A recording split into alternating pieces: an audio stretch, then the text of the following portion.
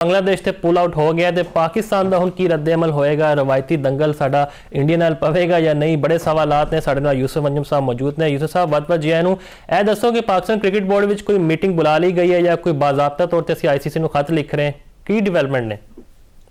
मुफाद जी अजे क्योंकि चीज़ां क्लीयर होना बाकी ने ते अज बांग्लादेश क्रिकेट बोर्ड के भी उन्होंने मुंडिया के नाल मुलाकात हो रही है जिंदे च गवर्नमेंट का जिहड़ा स्टांस हैगा उन्होंने दस्सिया जाएगा तो मुंडिया की राय ली जाएगी। उस तो बाद जिहड़ा बांग्लादेश क्रिकेट बोर्ड हैगा वो अपना फैसला दसेगा ICC नूं। बिल्कुल ICC इस पासे यकीनी तौर पर पहले कह चुका कि जिहड़ी बांग्लादेश की टीम के मैच इंडिया च ही होंगे। उन्होंने जिहड़ा श्रीलंका च वेन्यू मुंतकिल करने की दरखास्त सी उन्होंने रिजेक्ट करती सी 14-2 दिन वोटां नाल। उन्होंने सुनते बड़ी लागत होगी है बांग्लादेश वास्ते भी ते दूजे पासों पाकिस्तान दे भी क्योंकि जिहड़ा कल वोटिंग हुई थी ਉਹਦੇ ਚ ਇੱਕ ਵੋਟ ਬਾਂਗਲਾਦੇਸ਼ ਦਾ ਸੀ ਤੇ ਇੱਕ ਆਪਣਾ ਪਾਕਿਸਤਾਨ ਦਾ ਸੀ ਜਿਹੜਾ ਉਹਨਾਂ ਦੀ ਵੋਟਿੰਗ ਅਮਲ ਹੋਇਆ ਸੀ। ਹੁਣ ਪਾਕਿਸਤਾਨ ਕਿਉਂਕਿ ਕਹਿ ਵੀ ਚੁੱਕਾ ਕਿ ਸਾਡੀ ਜਿਹੜੀ ਪੂਰੀ ਸਪੋਰਟ ਹੈਗੀ ਆ ਉਹ ਬਾਂਗਲਾਦੇਸ਼ ਦੇ ਨਾਲ ਹੈਗੀ। ਅਕਸਰ ਬਾਂਗਲਾਦੇਸ਼ ਦੇ ਨਿਸ਼ਾਨਾ ਬਿਸ਼ਾਨਾ ਖੜੇ ਹੈਗੇ ਆ ਤੇ ਹੁਣ ਪਾਕਿਸਤਾਨ ਲਈ ਵੀ ਬੜਾ ਯਾਨੀ ਕਿ ਅਹਿਮ ਫੈਸਲਾ ਹੈਗਾ ਕਿ ਕਿਆ ਪਾਕਿਸਤਾਨ ਕ੍ਰਿਕਟ ਬੋਰਡ ਹੁਣ ਜਿਹੜੇ ਕਿ ਆਪਸ਼ਨ ਉਹਨਾਂ ਚ ਹੈ ਨੇ ਕਿ ਇੱਕ ਤਾਂ ਇਹ ਹੈ ਕਿ ਪਾਕਿਸਤਾਨ ਕ੍ਰਿਕਟ ਬੋਰਡ ਵੀ ਆਪਣੀ ਟੀਮ ਨਹੀਂ ਭੇਜੇਗਾ ਉੱਥੇ ਬਾਂਗਲਾदेश ਦੇ ਨਾਲ। इस सवाल अज क्योंकि वज़ीर दाखिला ते PCB के चेयरमैन मोहसिन नकवी साहब इस्लामाबाद ने उत्थे हुकूमती नुमाइंदे भी यकीनी तौर पर मौजूद ने, वज़ीर आज़म साहब भी ने ते बाकी ऑफिशियल भी ते बाकी आला हुकाम भी उत्थे ने। ये हुण पहले डिसाइड होना कि पहले जो बकायदा अनाउंसमेंट होगी बांग्लादेश वालों कि क्या बांग्लादेश उत्थे क्रिकेट बोर्ड जिहड़ा अपनी टीम भेज रहा कि इनकार कर रहा भेजण तो उत्थे, उस तो बाद फिर पाकिस्तान अपना जिहड़ा उनका मौकफ हैगा उस ते सारी अपनी जिथे जिथे उन्होंने गल मुशावरत करनी हैगी उस तो बाद पाकिस्तान का फिर अपना जिहड़ा बाज़ाब्ता ऐलान करेगा। अजे तक जिहड़े ज़राए तो साडे इतलात यही ने कि पाकिस्तान दे कोल बहुत ज़्यादा इम्कानात है ने कि पाकिस्तान जिहड़ा है वर्ल्ड कप का बाईकाट कर सकता है अगर इनके बांग्लादेश के हवाले में जिहड़े मामलात ने तसल्ली बख्श ICC वालों नहीं होंदे तां। अच्छा यूसुफ साहब 16 ਵਿੱਚੋਂ 14 वोट खिलाफ पे ने बांग्लादेश ਦੇ, ਤੁਸੀਂ ਕੀ ਸਮਝਦੇ ਹੋ? ਬੜੀ ਇੱਕ ਗਰੁੱਪਿੰਗ ਹੋਈ ਹੋਈ ਹੈ, ਲੌਬੀ ਬਣੀ ਹੋਈ ਹੈ ਪਾਕਿस्तान ਤੇ ਬਾंग्लादेश ਦੇ ਖਿਲਾਫ ਭਾਰਤ ਦੀ। बिल्कुल हाँ मेरे ख्याल से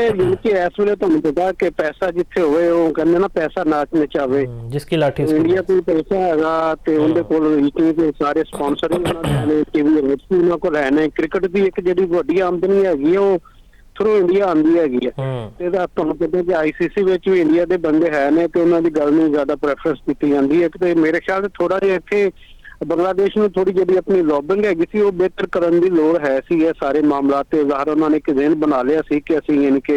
क्योंकि सियासत विच इनवॉल्व हैगी है क्योंकि जदों दा उत्थे रजीम चेंज होई है ते इंडिया नाल जिहड़े तल्लुकात उन्हां दे है वो अच्छे नहीं रहे ने। हालांकि माजी हमेशा बांग्लादेश की सपोर्ट जिहड़ी इंडिया नाल हुंदी सी ते हुण जिहड़ी सूरत हाल अक्सर मुख्तलिफ हो चुकी हैगी है। हुण पाकिस्तान ते बांग्लादेश दोबारा भाई भाई ने ते एक दूजे नाल ताउन कर रहे ने हर मामले ਇਹਦੇ ਥੋੜੀ ਜਿਹੀ ਲੌਬਿੰਗ ਕਰਨ ਦੀ ਲੋੜ ਹੈ ਕਿਉਂਕਿ ਜਦੋਂ ਵੋਟਿੰਗ ਦੀ ਸੂਰਤ-ਹਾਲ ਪੈਦਾ ਹੁੰਦੀ ਹੈ ਤੁਹਾਨੂੰ ਜਿਹੜੇ ਮੁਖਾਲਫ ਜਿਹੜੇ ਤੁਹਾਡੇ ਬਾਕੀ ਲੋਕ ਹੈ ਨੇ ਉਹਨਾਂ 'ਚ ਆਪਣੇ ਵਫੂਦ ਭੇਜਣੇ ਚਾਹੀਦੇ ਸੀ ਜਾ ਕੇ ਹਰ ਬੋਰਡ ਮੈਂਬਰ ਨੂੰ ਆਪਣਾ ਮੌਕਫ ਦੱਸਦੇ ਕਿ ਭਾਈ ਸਾਡਾ ਇਹ ਸਟਾਂਸ ਹੈਗਾ ਸੀ ਇਸ ਵਜ੍ਹਾ ਤੋਂ ਉੱਥੇ ਨਹੀਂ ਜਾ ਰਹੇ ਤੇ ਇਹ ਜਿਹੜੀ ਸੂਰਤ-ਹਾਲ ਹੈ ਕਿਸੇ ਵੀ ਮੁਲਕ ਦੇ ਨਾਲ ਪੇਸ਼ ਆ ਸਕਦੀ ਹੈਗੀ ਹੈ ਤੇ ਸਾਡੇ ਇਹਦੇ 'ਚ ਕੋਈ ਸਿਰਫ ਸਾਨੂੰ ਸਿਕਿਉਰਿਟੀ ਦੀ ਯਕੀਨ ਦਿਖਾਉਣੀ ਚਾਹੀਦੀ ਹੈਗੀ ਕਿ ਜਿਹੜੀ ਇੰਡੀਆ ਵੱਲੋਂ ਸਾਨੂੰ ਉਹਨਾਂ ਤੇ ਇਤਬਾਰ ਨਹੀਂ ਹੈਗਾ ਤੇ ਅਗਰ ਤੁਸੀਂ ਲੋਕ ਕੋਈ ਇਹਦੇ 'ਚ ਆਪਣਾ ਰੋਲ ਪਲੇ ਕਰ ਸਕਦੇ ਹੋ ਤਾਂ ਇਤਨੀ ਤੌਰ ਤੇ ਤੁਹਾਨੂੰ ਕਰਨ ਦੀ ਲੋੜ ICC ਦੇ ਵਿੱਚ। ਤੇ ਮੇਰਾ ਖਿਆਲ ਹੈ ਕਿ ਬਾਂਗਲਾਦੇਸ਼ ਵੱਲੋਂ ਕਿਉਂਕਿ ਮੂਵ ਨਹੀਂ ਹੋਈ ਇਹ ਬਸ ਆਪਣਾ ਮੌਕਫ ਤੇ ਕਾਇਮ ਰਹੇ ਨੇ। ਸਿਰਫ ਇਹਨਾਂ ਨੇ ਜਿਹੜੇ ਬਾਕੀ ਮੁਲਕਾਂ ਨੂੰ ਇਸ ਇਤਮਾਦ 'ਚ ਨਹੀਂ ਰਿਹਾ ਇਸ ਵਜ੍ਹਾ ਤੋਂ ਜਿਹੜਾ ਰਿਜ਼ਲਟ ਹੈਗਾ 14-2 ਦਾ ਉਹ ਸਾਡੇ ਸਾਹਮਣੇ ਆਇਆ ਹੈਗਾ। ਪਾਕਿਸਤਾਨ ਦਾ ਉਹਨਾਂ ਦੀ ਖੁੱਲ੍ਹ ਕੇ ਸਪੋਰਟ ਕੀਤੀ ਹੈਗੀ ਪਰ ਬਾਕੀ ਕਿਸੇ ਮੁਲਕ ਨੇ ਉਹਨਾਂ ਦੀ ਹਮਾਇਤ ਦਾ ਐਲਾਨ ਨਹੀਂ ਕੀਤਾ ਤੇ ਜਿਹੜਾ ਕਿ ਬਾਂਗਲਾਦੇਸ਼ ਵਾਸਤੇ ਵੀ ਇੱਕ ਅਲਾਰਮਿੰਗ ਸੂਰਤ ਹਾਲ ਹੈਗੀ ਹੈ ਕਿ ਉਹਨਾਂ ਦਾ ਕੋਈ ਇਸ ਵੇਲੇ क्रिकेट वर्ल्ड ਵਿੱਚ ਬਾਕੀ ਦੋਸਤ ਨਹੀਂ ਰਹੇ ਇਸ ਮਾਮਲੇ ਤੇ ਤੇ ਪਾਕਿਸਤਾਨ ਵੀ ਯਕੀਨੀ ਤੌਰ ਤੇ ਉਹਨਾਂ ਦਾ ਕਿਉਂਕਿ ਸਪੋਰਟ ਕਰ ਰਹੇ ਹੋਗੇ ਤੇ ਪਾਕਿਸਤਾਨੀ ਕ੍ਰਿਕਟ ਵੀ ਯਕੀਨੀ ਤੌਰ ਤੇ ਇੱਕ ਬੜਾ ਚੈਲੰਜਿੰਗ ਉਹਨਾਂ ਲਈ ਹੋਏਗਾ ਕਿ ਅਗਰ ਪਾਕਿਸਤਾਨ ਵਰਲਡ ਕੱਪ ਤੋਂ ਪੁੱਲ ਆਊਟ ਹੁੰਦਾ ਹੈਗਾ ਤਾਂ ਫਿਰ ਬੜੀ ਇਨਕੇ ਇੱਕ ਗੰਭੀਰ ਸੂਰਤ-ਹਾਲ ਹੋ ਜਾਏਗੀ क्रिकेट ਦੀ ਡਿਵੀਜ਼ਨ ਦੇ ਹਵਾਲੇ ਨਾਲ ਵੀ ਕਿਉਂਕਿ ਬਾਕੀ ਸਾਰੇ ਮੁਲਕ ਇੱਕ ਪਾਸੇ ਨੇ ਤੇ ਪਾਕਿਸਤਾਨ ਬਾंग्लादेश ਇਨਕੇ ਫਿਲਹਾਲ ਤੇ ਇਨਕੇ ਲੱਗਦਾ ਕਿ ਉਹ ਇੱਕ ਸਾਈਡ ਤੇ ਨੇ ਤੇ ਅਗਰ ਬਾंग्लादेश ਤੇ ਪਾਕਿਸਤਾਨ ਦੋਨੋਂ ਟੀਮਾਂ ਉੱਤੇ ਹਿੱਸਾ ਨਹੀਂ ਲੈਂਦੀਆਂ ਵਰਲਡ ਕੱਪ ਵਿੱਚ ਤੇ ਵਰਲਡ ਕੱਪ ਦੀ ਜਿਹੜੀ ਹੈ ਉਹ ਇਸ ਤੋਂ ਮੁਤਨਾਜ਼ਾ ਵਰਲਡ ਕੱਪ ਕੋਈ ਨਹੀਂ ਹੋਏਗਾ ਇਸ ਤਾਰੀਖ ਦੇ ਵਿੱਚ ਤੇ ਇਤਨੀ ਤੌਰ ਤੇ ਕ੍ਰਿਕਟ ਫੈਨਸ ਦੀ ਵੀ ਬੜੀ ਯਾਨੀ ਕਿ ਅੱਛੀ ਕੋਈ ਖਬਰ ਨਹੀਂ ਹੋਏਗੀ ਕਿਉਂਕਿ ਸਾਰੇ ਲੋਕ ਤੁਹਾਨੂੰ ਪਤਾ ਕਿ ਇੰਡੀਆ ਪਾਕਿਸਤਾਨ ਦਾ ਮੈਚ ਦੇਖਣਾ ਚਾਹੁੰਦੇ ਨੇ। ICC ਦਾ ਜਿਹੜਾ ਰੈਵਨਿਊ ਹੈਗਾ ਉਸ ਤੇ ਵੀ ਕਿੰਨੇ ਬੰਦੇ ਬਹੁਤ ਜ਼ਿਆਦਾ ਅਸਰ ਪਵੇਗਾ ਤੇ ਇਹ ਜਿਹੜੇ ਮਾਮਲਾਤ ਨੇ ਇਹ ਜਿਹੜੇ ਕ੍ਰਿਕਟ ਨੂੰ ਨਾ ਯਾਨੀ ਕਿ ਦੋ ਪਾਸੇ ਤਕਸੀਮ ਕਰ ਸਕਦੇ ਹੈ ਨੇ ਕ੍ਰਿਕਟ ਵਰਲਡ ਨੂੰ यकीनी तौर पर जो बांग्लादेश के पाकिस्तान क्रिकेट बोर्ड के हुकाम ने सारा सोच समझ के सारी नफा नुकसान सामने रखते हुए कोई ना कोई अज लाजमी फैसला कर लेंगे। अज बड़ा अहम दिन इसलिए भी है क्योंकि जी दूजी टीम में पाना है वर्ल्ड कप, अगर फर्ज करो कि बांग्लादेश उत्थे नहीं खेडेगा ਉਹਦੇ ਲਈ ਜ਼ਰੂਰੀ ਆ ਕਿ ਕਮ ਸੇ ਕਮ 15 ਦਿਨ 2 ਹਫ਼ਤੇ ਉਹ ਦੂਜੀ ਟੀਮ ਨੂੰ ਮਿਲਣੇ ਚਾਹੀਦੇ, ਜਿੰਨੇ ਚ ਆਪਣੀ ਉਹ ਤਿਆਰੀ ਕਰੇ, ਆਪਣੀ ਕਿੱਟਾਂ ਸ਼ਿੱਟਾਂ ਬਣਵਾਵੇ, ਆਪਣੇ ਮੁੰਡਿਆਂ ਨੂੰ ਰਾਜ਼ੀ ਕਰੇ, ਉਹਨਾਂ ਦਾ ਟ੍ਰੇਨਿੰਗ ਕੈਂਪ ਲਾਵੇ ਤੇ ਉਸ ਤੋਂ ਬਾਅਦ ਤਾਂ ਕਿ ਵਰਲਡ ਕੱਪ ਖੇਲੇ ਤੇ ਉਹਨਾਂ ਨੂੰ ਇੱਕ ਮੌਕੇ ਹਾਸਲ ਹੋ। ਇਸ ਲਈ ਸਿਰਫ ਇੱਕ ਦਿਨ ਦਾ 24 ਘੰਟੇ ਦਾ ਟਾਈਮ ਦਿੱਤਾ ਗਿਆ ਸੀ ਬੰਗਲਾਦੇਸ਼ ਨੂੰ ਤੇ ਅੱਜ ਉਹ ਹਰ ਹਾਲ ਚ ਆਪਣਾ ਹੈ ਉਹ ਸ਼ਾਮ ਤੱਕ ਜਿਹੜਾ ਹੈ ਨਾ ਫੈਸਲਾ ਆਪਣਾ ICC ਨੂੰ ਸੁਣਾ ਦੇਵੇ। ਸਰ ਯੂਸਫ ਸਾਹਿਬ, ਬਾਬਰ ਆਜ਼ਮ ਦੀ ਤਰ੍ਹਾਂ ਗੱਲ ਕਰ ਲਈਏ, ਇਹ ਲੱਗਦਾ ਪਿਆ ਕਿ NCCA ਜੇ ਟ੍ਰੇਨਿੰਗ ਕੈਂਪ ਹੈ ਉਹ ਜੁਆਇਨ ਕਰਨ ਲੱਗੇ ਨੇ ਤੇ ਬਿਗ ਬੈਸ਼ ਸੀਜ਼ਨ ਉਹਨਾਂ ਦਾ ਫਲॉप ਰਿਹਾ ਇੱਕ ਲਿਹਾਜ਼ ਨਾਲ। ਕੱਲ ਲੈਜੈਂਡ ਕ੍ਰਿਕਟਰ ਮਾਰਕ ਵਾਨ ਨੇ ਵੀ ਕਹਿਤਾ ਕਿ ਜੇ ਮੈਂ ਸਿਡਨੀ ਸਿਕਸਰਸ ਦਾ ਕਪਤਾਨ ਹੁੰਦਾ ਤੇ ਮੈਂ ਬਾਬਰ ਨੂੰ ਰੈਸਟ ਦੇ ਦਿੰਦਾ। ਤੇ ਇਹ ਤੁਸੀਂ ਸਮਝਦੇ ਹੋ ਕੋਈ ਪ੍ਰੈਸ਼ਰ ਸੀਗਾ ਜਿੰਨੀ ਵਜ੍ਹਾ ਤੋਂ ਆ ਗਏ ਨੇ ਵਾਪਸ ਉਹ? ਬਾਤ ਦੇਖੋ ਕਿ ਚੁੰਗੇ ਸਾਡੀਆਂ ਬੜੀਆਂ ਅਹਿਮ ਸੀਰੀਜ਼ ਆਸਟ੍ਰੇਲੀਆ ਨਾਲ ਹੈਗੀ, ਫਿਰ ਵਰਲਡ ਕੱਪ ਚ ਹੈਗੇ, ਉਹਦੇ ਲਈ ਬੜਾ ਜ਼ਰੂਰੀ ਹੈ ਤੇ ਜਿਹੜਾ ਬਾਬਰ ਹੈਗਾ ਥੋੜਾ ਜਿਹਾ ਟ੍ਰੇਨਿੰਗ ਤੌਰ ਤੇ ਰਿਲੈਕਸ ਉਹਨੂੰ ਹੋਣ ਦੀ ਲੋੜ ਹੈਗੀ।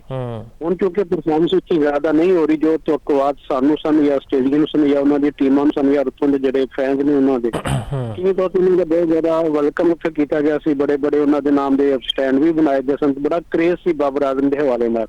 ਲੇਕਿਨ ਉਹਨਾਂ ਦੀ ਅਗਰ ਓਵਰਆਲ ਪਰਫਾਰਮੈਂਸ ਨੂੰ ਵੇਖਿਆ ਜਾਵੇ ਤਾਂ ਸਿਰਫ 11 ਮੈਚਾਂ 'ਚ 202 ਰਨ ਤੇ 2 ਨਿਸਫ ਸੈਂਚਰੀਆਂ ਤੇ ਸਟ੍ਰਾਈਕ ਰੇਟ ਦੇ ਹਵਾਲੇ ਨਾਲ ਤੇ ਯਕੀਨ ਤੌਰ ਤੇ ਉਹ ਤਨਕੀਦੀ ਜ਼ਦ ਵਿੱਚ ਹੈ ਨੇ ਕਿ ਜੋ ਉਹਨਾਂ ਨੂੰ ਇੱਕ ਤੇਜ਼ ਫਾਰਮੈਟ ਵਿੱਚ ਖੇਡਣ ਦੀ ਰਿਕੁਆਇਰਮੈਂਟ ਸੀ,